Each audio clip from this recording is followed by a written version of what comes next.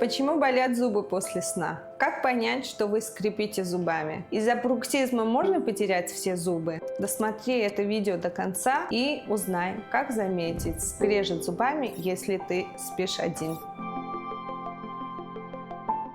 Сначала разберем, заболевание ли бруксизм или нет. Это уже доказанный факт. Бруксизм – это защитная реакция организма, безопасный выход из стресса. Мы все бруксируем, просто это у кого-то более выраженная форма, а у кого-то более скрытая. Если у вас неправильный прикус, неправильное соотношение зубов, жевательная нагрузка распределяется неравномерно, есть гиперконтакты, то у вас могут возникнуть серьезные проблемы. Страдают три структуры. Зубы в виде сколов, стираемости, клиновидных дефектов. В результате этих процессов гиперчувствительность зубов.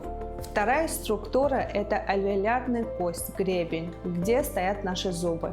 В виде рецессии десны, оголения корней, пародонтит, периодонтит, и в результате вы можете терять свои здоровые зубы. Третья структура – это височный нижнечелюстной сустав в виде деструктивных изменений суставных головок либо дисфункции височно-челюстного сустава. Очень часто в нашем практике мы видим пациенты, у которых комбинированные проблемы, где страдают все эти структуры одновременно. Лечение бруксизма начинается с диагностики. Обязательно делаем КТ, фотодиагностику, сканирование.